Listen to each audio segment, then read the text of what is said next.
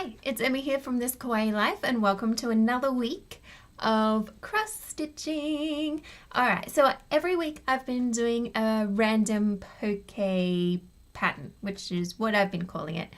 And it's just a play on words. It's a Pokemon that I turn into a pattern and it's random generated.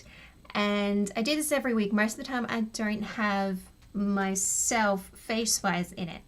And that's simply because most of the time I do it first thing when I wake up in the morning and I'm not, dressed or showered or anything. So now I want to get in the habit of actually talking to you guys beforehand and during the process and a reaction of what Pokemon will be random generated.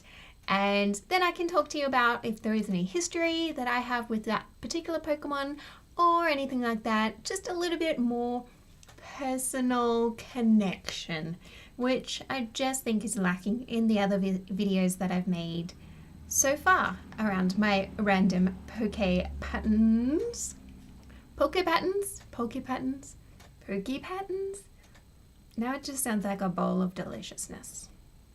But anyway, I'm getting off topic. Let's see what Pokemon we are going to be stitching this week. Okay, sorry, I have my random poke generator little poke, just calling everything poke now. It's just making me hungry. Anyway, I have my random Pokemon generator screen up now. And this is just randompokemon.com. It's just this guy here, Drew Mitchell. He just made a great little website that I use all the time. It's the simplest little thing. So I normally just generate one Pokemon at a time. The great thing about this website as well is you can choose particular regions.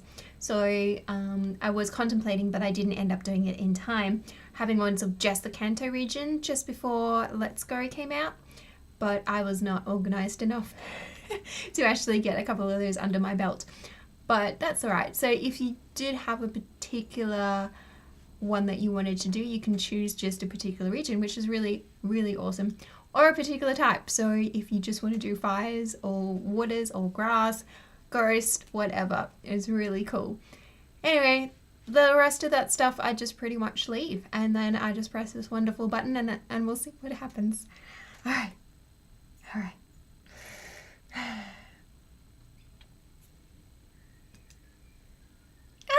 Yes! Oh yes, I do really like Chinchou. He is just the cutest little thing. Alright, yes, I'm very excited about stitching this fella. Alright, I suppose I better find my raw file of him and get him into my stitching program. I will be back with you when I have all set that all up. Okay, so we're back. I've imported the raw picture and in the advanced image import, and I made sure that I didn't import it as a photo. So I turned the dither off, and pretty much this is what I now have. So I've saved it so that, that's all kind of ready to go with any editing that will make from now. So the first thing that I see is like all of these dark colors, and I like to reduce the amount of colors that I have in a pattern so that the less threads that you need to stitch it. So the general thing that I do is any of the dark outlines I normally turn into the black, solid, deepest, darkest black, and that is DMC 310. So you can see it's already here, which is convenient. And what I need to do is I need to take these other colors and turn them into the 310 as well. This particular pattern is a great example of this, but sometimes you do get some very dark Pokemon who are very black in nature, and you want to make sure that you're not converting everything to the blackest black if you are going to lose some of that definition in the character. So in this case we don't need to worry about it, so we'll just go ahead and do that now. So you do that in palette and then search and replace, and then you can see what stitches you want to find and which ones you want to replace them with. So in this case it will be firstly the 33771 black brown with the just black. press OK, and then it will replace all of them for you. So it's much quicker than like clicking over the top of them. So very excited when I found that out. By the way as well, I am using Mac Stitch, so you can get a Windows version of this program as well. I'm not too sure how different it is. I am using one which is a couple of years old now, but essentially they haven't changed too much with the upgrades for every year. I just haven't really paid for the upgrade for this current year yet, because this is still functioning really well for me. Alright, so we do have another one there as well, which is this pewter grey dark, and then we'll do the same deal again, and there we go. Everything is now that blackest black. The other thing that you can do once you've replaced some of those colors is you can remove any of those unused threads from the palette, which is just here. Whoop, I just pressed the wrong button. There we go. Ta-da! Alright, and everything is a bit mishmash up here, which I don't like, so I reorder the palette. It just makes it a lot easier for me to kind of see what's going on. So I normally just double click this brightness thing and it will reorder them in lightest to darkest, which just makes it a little bit quicker for me to then reorder them in here. So at the moment I'm not really too upset with how that's ordered. Most of the time I couple the colors together if there's a light version and a dark version, just so it kind of makes it easier for me to see what's going on. Another good thing about this particular screen, it shows you the usage as well. So that means how much of these particular stitches are in the pattern. So this one here only has the one, which is the coral. So if we press OK, we can see that it's just his little mouth. So this is also, you can also see this information if you go down here, you'll see the stitches down here. So that's very good to know when you are looking at reducing the amount of colors that you need in a pattern, because sometimes you'll have like 3 of one color when you have something that you could substitute it for already existing in the pattern. So it's all judgment, which is a bit fun sometimes. Sometimes you do get it wrong, but it's all a learning curve. So once I've gotten all of those, generally I go from here and I go check my actual threads to see whether or not these are actually accurate, because I do find that not only do I not want to have every single DMC thread in my collection, I also find that they don't always get them right. So I like to do a mix of matching them to my current selection of threads as well as double checking them.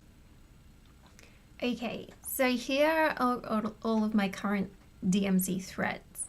So I have quite a large selection as it is, and I don't particularly want to add to this if I don't have to. I think I have a good selection. So how I organize these is each one of these little boxes, because there's 2 of them, I have these plastic, they have a word and it escapes me, but anyway, I've bought them where I buy my thread, and they're plastic. They have the little slots, so I use them as my little storage options. And then I put them in these plastic boxes and I write in little Sharpies which type they are, what number they are, and then I organize them by number in these containers. And it just makes it a lot easier for me to find what colors I want when it does come to this, this process. So straight away, I've already picked up the first one that I need, which is the blank in the white. So I just pop him up there for now. And then we also need 307 in lemon, which is called lemon. 307, here he is. And then 444, which is lemon dark. Then 211 lavender. Ooh, he's a pretty color. 351, which is a coral. 351, here he is. Baby blue, 3841, which I don't have. So when I do encounter one that I don't have, I just skip it temporarily and then carry on down the list. So the next one is 3840, which I do have. Then 799. All right, and then black, of course. Here he is. All right. So pretty much I'm just missing the one, but also at the same time I like to see whether or not the ones that I have selected are going to be accurate enough. This particular one is showing up really red on screen. It is coral. It's a little bit more softer than that, but we'll see what we can do. So straight away, these two here, I'm not really too sure about if I like those, because they're supposed to be his little fins and they're not really that crazy bold. So what we might do is we'll look for replacements of these and then a light blue to fit in here. Because other than that, I'm pretty happy with these blues. I think they suit this character really well. These guys, I'm thinking I actually need to have a darker or a different kind of thing going on with these particular colors. I don't think there's enough of a separation to really make them stand out. And this one is a very bright yellow. I think it is supposed to be a bright yellow, but I think I have some better options. So we'll investigate those as well. But firstly, let's do the fins. So they are like a really nice light pale blue. Let's have a look. So I do have this one here, which is a 775. So it's a grey blue, which might do. So we'll pop him down and we'll do some more comparisons. We also do have this one here, which is lighter again. And then this one is much more of a purpley grey, blue grey. So that's our other option, is whether or not we tone this down and maybe combo it with another kind of colour instead. Maybe something like this. I'll put that there temporarily while we work out what's happening with the rest of these colours. So the yellows, as much as I really like that really nice bold yellow, I think it's like got this little bit too much of a tinge of green in it. So I think I want to go with something a little bit less green. A little bit subtler, but it will still really pop against the blues that we have there. Another thing as well to do is just to compare the colours on colours, just to make sure that they're not too much of a bad fit, and that's all done on eye. So this little coral is pretty cute for his little mouth.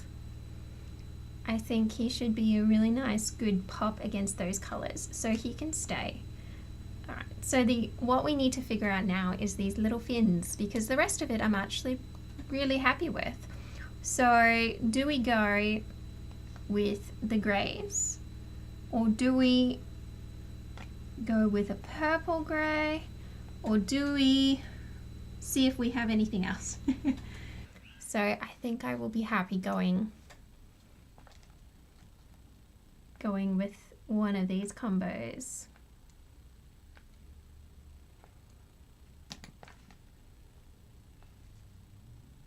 I think I actually will go with these ones. Alright, so these ones are going to be our finals. So we'll go back into our Chinchou here and add them in. So how you do this is pretty much you select the color that you want, which is in this case the 307 we're replacing with this fella, which is a 726. So you go palette, replace active thread with 726 in here, and then it pops up with our possible options, highlight, replace, and it will automatically replace those ones for us.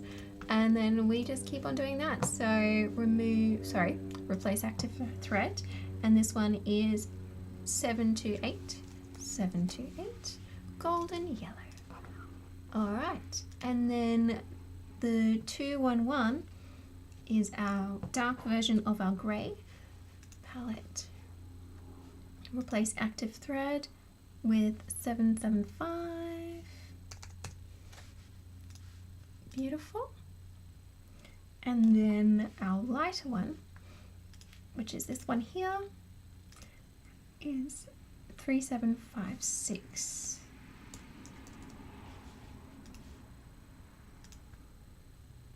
Beautiful. And then 310 stays the same and blank stays the same. our 799 stays the same, and so does our 3840. So, and our 35351, which is our coral. So that is pretty much all of our threads are now replaced. So this is what we want to go with. Straight away though, I do need to reorder my palette again. So we'll go back into this and we'll move these ones up so that everything is together in the right order now, which is good. That's my little OCD happening. But it does make it a lot easier to stitch when everything is kind of broken up into their little groups. All right. The next thing that I do is I like to change the symbols because I like to make it as easy to read as possible. I do find that when you have all of these different symbols that look the same, it just gets a little bit confusing.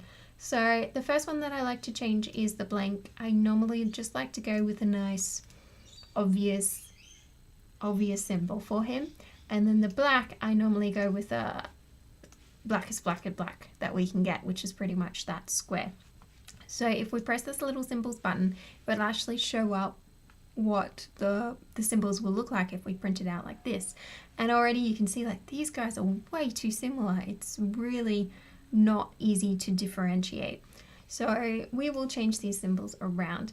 So this one here, let's see, this one's a really nice obvious one because it's a different kind of shape. So when you do have two colors that are going to be next to each other a lot because they're the lighter and the darker, I normally try and go with different symbol shapes so that they're easier to tell apart. All right. Also as well, like you can see right here, two very similar shapes. So we will go, so that one's a diamond. So maybe we can go with something a little bit rounder. This one's probably a very good different one. Now you can see like we have two arrows that are going in different directions. No thank you. So let's change him around and we'll make him a moon.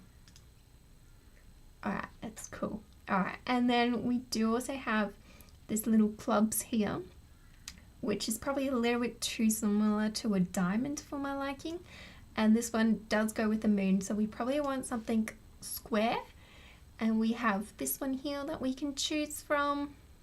I normally like to stick up to the top half as well because some of these other symbols are just a little bit too obscure. And then these little stairs are generally pretty good to go for as well because they are also like really different. I think all in all, that's looking pretty good. So everything is, you can really tell the different ones apart. It's very nice and clean and obvious. All right, cool. I'm getting pretty happy with him. So let's save him and then we will export him, and I generally pull out all of the information and I put it into a separate image other than the one that Max Stitch normally exports because it's a lot of pages for really tiny patterns because that's what I make is really small things. So I don't really see a point of having a 3 or 4 page printout for one tiny pattern. So I suck out all of that information by just pretty much screenshotting a lot of it, and then I put them into a different image processing program to then create the final PDF that you guys normally see me using. So I will do that now without recording it because it's a bit, it's not necessary. It's just something that I like to do. And then we will come back and you will see the finished product. And there's the final PDF, all ready to upload to my Patreon and ready for you guys to download and print. And that is pretty much the whole process of creating the patterns themselves. Hello, it is now the next day and I am ready and raring to stitch this little fella. So I have my plastic canvas and I have my pattern all printed out and ready to get going. So I'll see you guys again soon when it's all done. Bye.